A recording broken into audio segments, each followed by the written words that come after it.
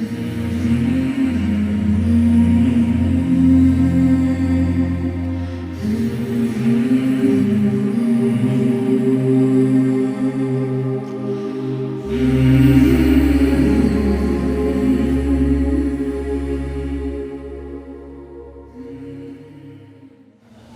لله رب العالمين والعاقبة للمتقين والصلاة والسلام على أشرف الأنبياء والمرسلين نبينا محمد وعلى آله وصحبه أجمعين أما بعد.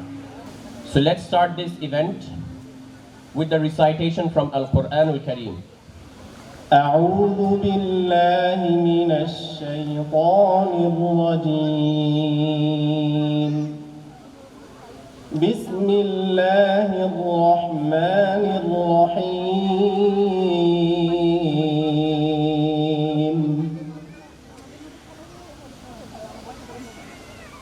وكيف تكفرون وأنتم تتلى عليكم آيات الله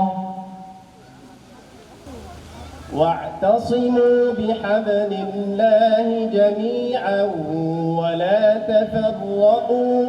আল্লাহ সুবহানাহু ওয়া তাআলা বলছেন, আর কিভাবে তোমরা কুফরি করবে অথচ তোমাদের কাছে আল্লাহর আয়াতসমূহ তিলাওয়াত করা হয় এবং তোমাদের মধ্যে তার রাসূল রয়েছেন।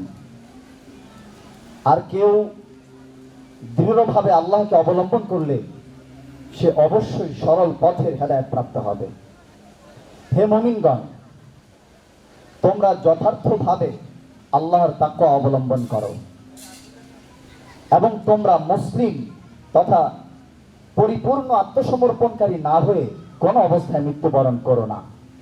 Now without delaying any further, I would like to move towards the most crucial part of our event.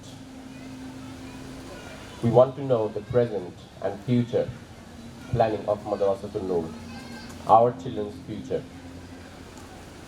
So I would like to request our honorable principal, S.M. Saeedur Rahman, to please enlighten us with your presentation.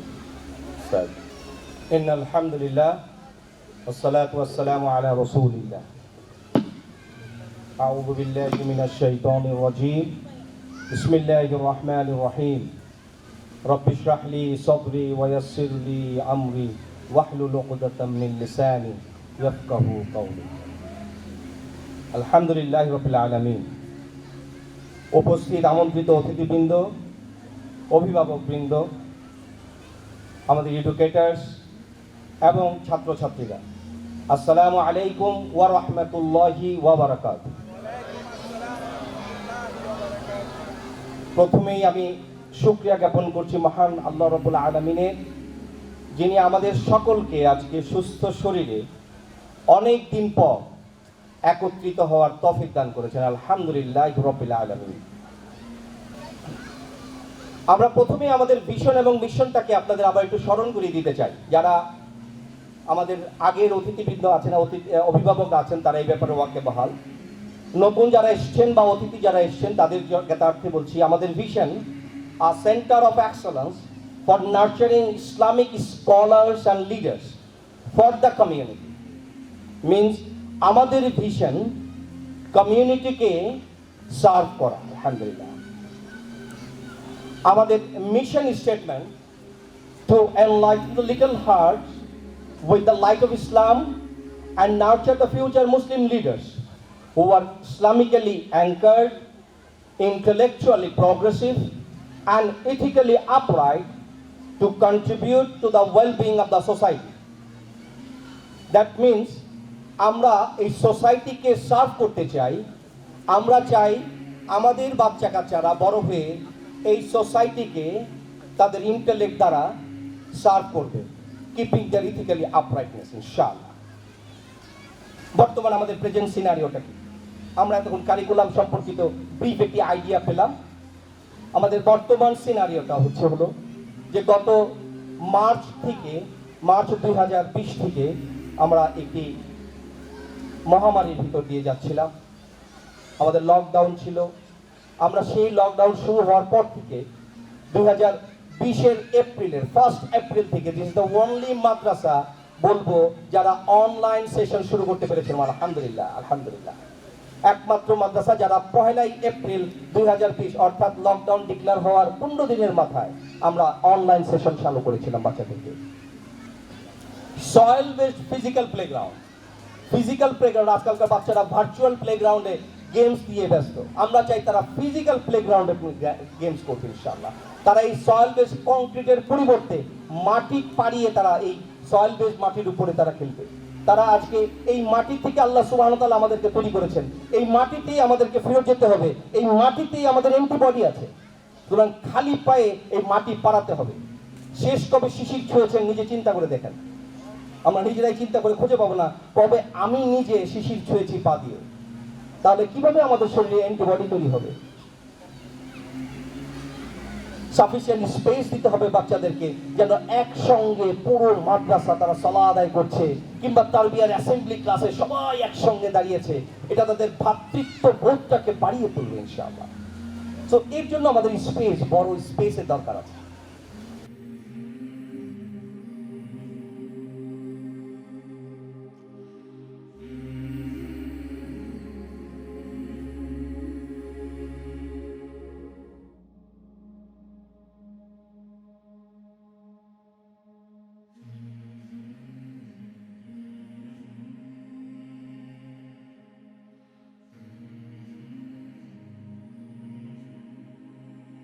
যেহেতু আপনি জানেন sir যে আমাদের posting life মাদ্রাসা কর্তৃপক্ষ এবং government থেকে বলেছে এখন উইকলি একদিন ক্লাস করতে।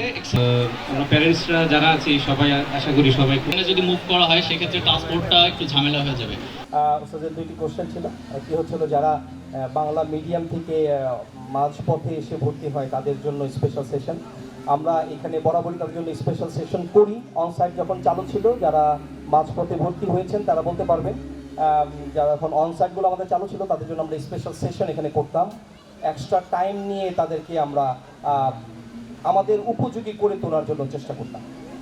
অনলাইন সেশনের কারণে সেই স্পেশাল সেশনটা করানো সম্ভব হয়নি।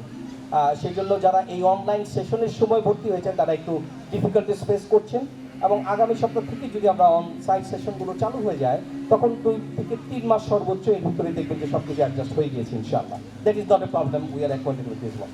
বাট আমাদের আসলেই আমাদের এইম হচ্ছে আমরা শুধুমাত্র প্রি স্কুলে P1-এই ভর্তি নিব, শুধুমাত্র প্লে গ্রুপেই ভর্তি হবে এই মাদ্রাসায়, মাঝপথে কোনো ভর্তি হবে না। কারণ মাঝপথের ভর্তিগুলো প্রবলেম হয় সবার জন্য, স্টুডেন্টদের জন্য, ওস্তাদদের জন্য। বাট এখন যেহেতু মাদ্রাসাটা মাত্র গ্রোয়িং পর্যায়ে আছে, আমাদের স্টুডেন্টও দরকার, সেজন্য আমরা প্রি স্কুলের প্লে গ্রুপ, নার্সারি, কেজি পর্যন্ত ভর্তি নিয়েছি। আলটিমেটলি আগামী 2-3 বছরের ভিতরে এই পদগুলো বন্ধ হয়ে যাবে, তখন আমাদের শুধুমাত্র রিক্রুটিংয়ের স্কোপ হবে একটাই, সেটা হলো প্লে গ্রুপ। দেন আমাদের আর এই প্রবলেমটা আর থাকবে না।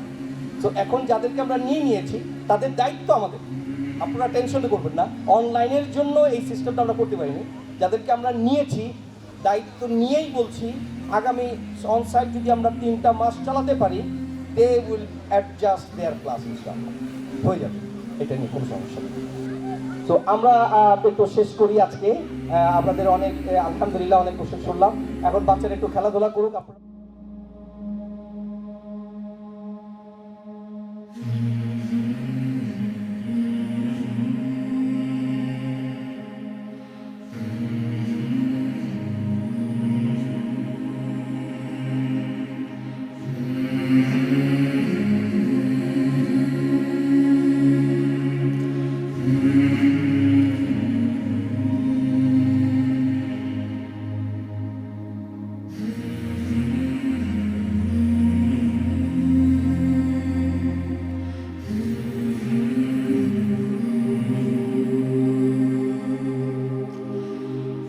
Madrasatun Noor, light upon light.